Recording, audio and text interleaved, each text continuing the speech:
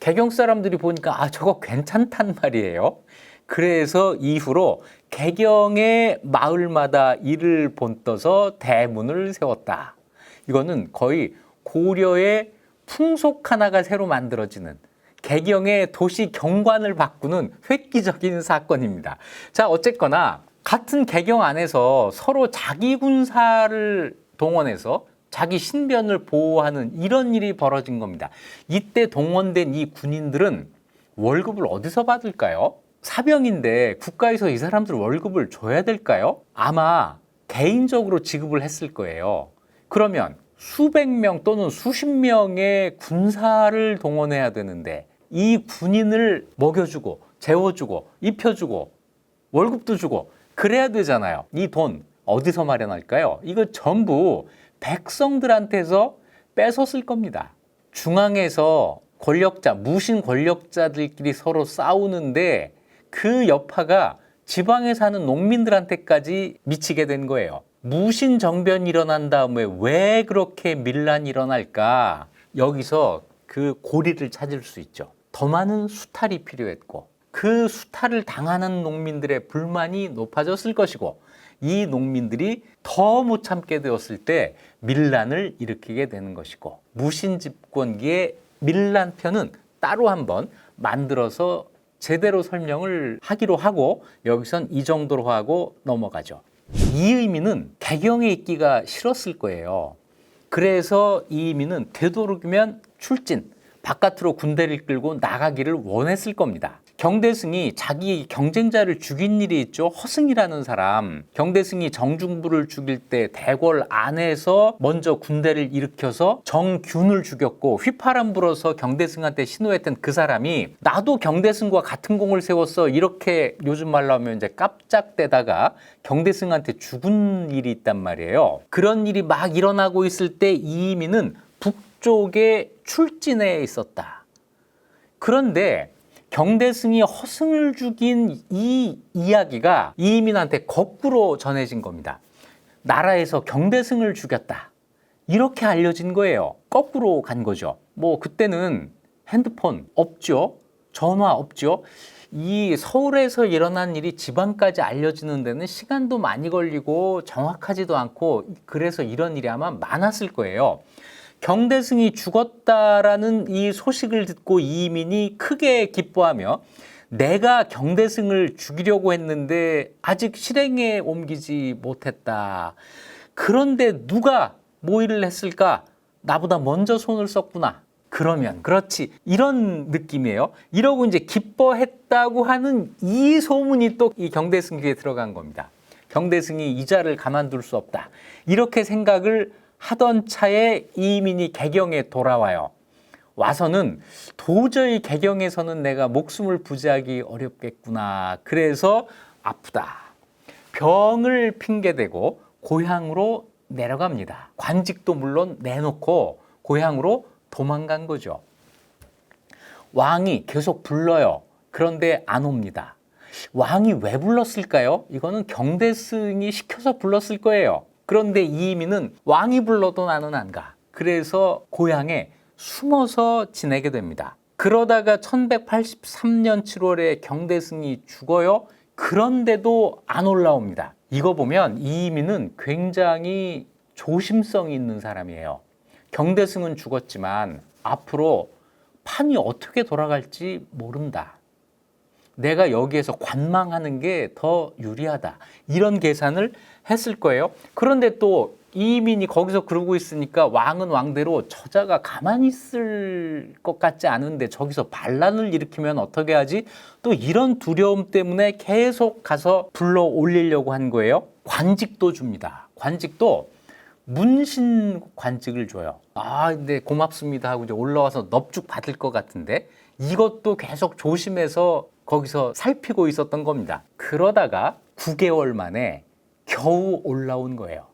9개월 동안 사태를 관망하다가 올라옵니다. 그리고는 이제 여기에서 실력자가 돼요. 와보니까 자기하고 경쟁할 만한 이런 사병 조직을 갖고 있는 그런 무신이 없다라고 판단을 한 거예요.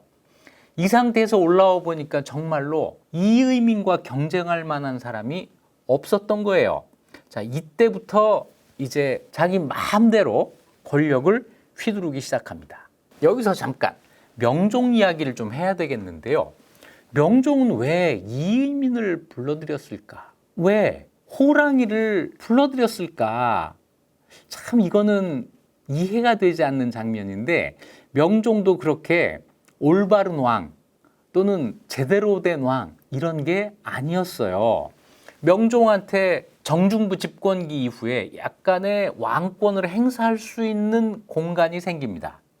그때 관리 인사를 왕이 직접 하는데 권력의 3대 요소, 군사력, 인사권, 재정권, 그 가운데 인사권을 왕이 행사할 수 있게 됩니다. 군사력은 갖고 있지 못하지만, 이건 정중부가 가지고 있었지만, 인사를 왕이 결정을 하는데 이때 몇 가지 사례가 있어요.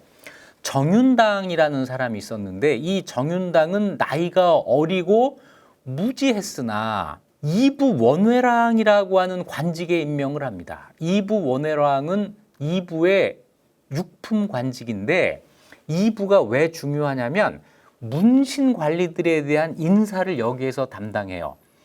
정육품에 불과하지만 문신들의 인사를 담당하는 관직이기 때문에 역시 중요한 관직인데, 왜 이런 사람을 그런 중요한 관직에 임명했는가, 그 이유가 그 다음에 실려 있습니다. 그 아버지가, 정윤당의 아버지가 백성들로부터 재물을 거두어서 내부에 바치고, 내부는 왕의 창고예요. 국왕의 개인 창고입니다. 여기에 바치고 아들을 이부에 임명해 줄 것을 요청했기 때문이다. 뭐냐면 왕이 신하한테서 개인적으로 뇌물을 받고 그 신하의 아들한테 그 청탁을 들어줘서 관직을 준 겁니다. 왕이 뇌물을 받은 거예요. 세상에 이런 일도 있어요? 왕이 뇌물을 받아요? 이거정이라는 또 다른 사람이 있는데, 이 사람도 다른 재능이 없는 사람, 이건 그 당시 평판이에요. 아, 저 사람 별로인데 그랬는데 명종이 정언이라는 관직을 주고 싶었던 거예요. 그래서 그 옆에 있던 임민비라는 사람한테 이거정은 침묵하면서 인물을 평가하지 않는 자인가, 아니면 홀로 거리낌 없이 말하는 자인가. 무슨 얘기냐면, 저 이거정 말이 많어, 말을 안 해? 이걸 물어본 거예요. 근데 정언은 어떤 자리냐면 왕한테 간언을 하는 자리입니다. 그러니까 말이 많아야 되는 거예요. 그러시면 안 됩니다, 이러셔야 됩니다, 말을 많이 해야 되는 이 관직에다가 이거정을 앉히려고 하면서 저 사람 말이 많어, 말이 적어? 이걸 물어봐요. 그랬더니 임민비는 또 어떤 사람이냐, 이거정의 친구예요. 어릴 적부터 친구입니다. 그러니까 당연히 친구를 위해서 왕의 뜻을 읽고 이렇게 대답해요. 이거정은 성품이 화평하고 말수가 적으며, 말이 적어요. 성품이 화평하다는 이야기는요, 남한테 싫은 소리 안 하고 좋은 평가 들으려고 하고 그냥 무난한 사람이에요. 중요한 거, 꼿꼿한 사람이 아닙니다. 이렇게 대답을 합니다. 그랬더니 명종이 그래, 그러면 저 정언의 적격이네.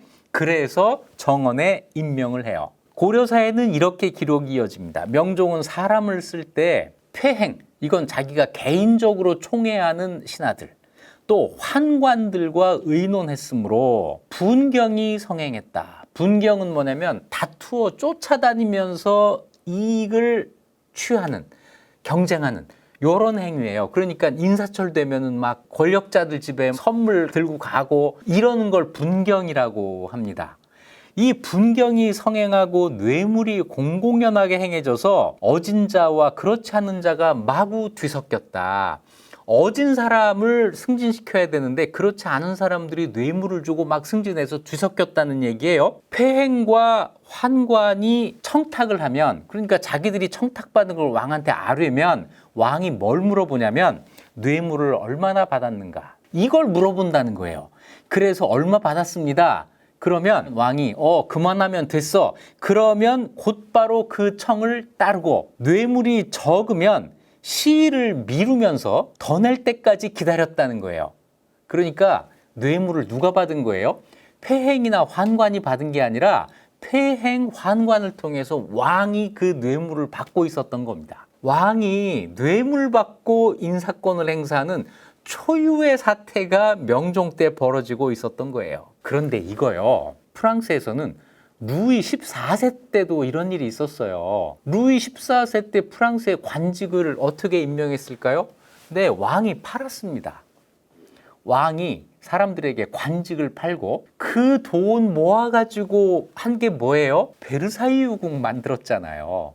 베르사유 저 궁전, 요즘 우리 이제 프랑스 가면은 꼭 가는 그 화려한, 그 화려함 뒤에 국왕의 장사속이 있었다고 생각하면 좀 달리 보이지 않으세요? 루이 14세가 있을 때 우리는 누가 왕이었죠? 영조입니다. 영조가 사람들한테 돈 받고 관직 팔고 그거 가지고 경복궁을 화려하게 꾸몄다고 생각해 보세요. 어느 쪽이 더 끔찍하세요? 자, 어쨌거나 루이 14세가 하던 일을 고려 명종이 한 겁니다. 또 아주 이상한 취향이 있었어요. 명종이 왕후가 없었습니다. 이것도 아주 특이한데요. 명종이 잠저에 있을 때, 이건 뭐냐면 명종이 왕이 되기 전에 부인이 죽었습니다. 그래서 나중에 이 죽은 부인을 왕후로 올려주기는 하지만 실제 왕후는 아니었죠.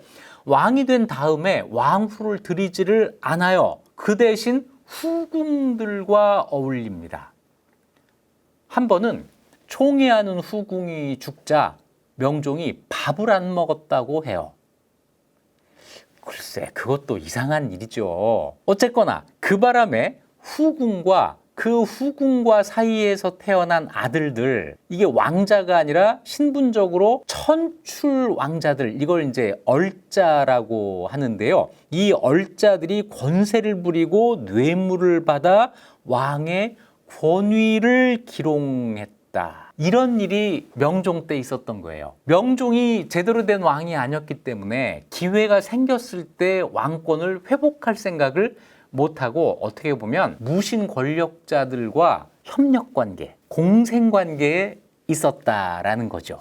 이런 명종에 대해서 나중에 고려사에서는 이렇게 평가합니다. 고려사 명종에 대한 사신의 평가인데요. 정중부 이방 이민 등이 의종을 시해하고 국권을 쥐고 흔들었으므로 무신정변으로 무신들이 권력을 쥐락펴락했으므로 명종으로서는 마땅히 마음을 단단히 먹고 역적을 토벌할 생각을 해야 했다. 만일 힘이 없어서 그걸 못했다면 경대승이 왕실의 힘이 미약한 것에 분노해서 하루아침에 정중부 부자를 마치 여우나 토끼 사냥하듯 죽여버렸을 때, 그때 이민이 겨우 목숨을 부지하고 도망쳐서 시골에 숨죽이고 있었을 그때가 바로 기강을 바로잡고 왕실을 부흥시킬 수 있는 기회였다. 그런데 왕은 그러지를 못하고 유흥과 안일에 빠져서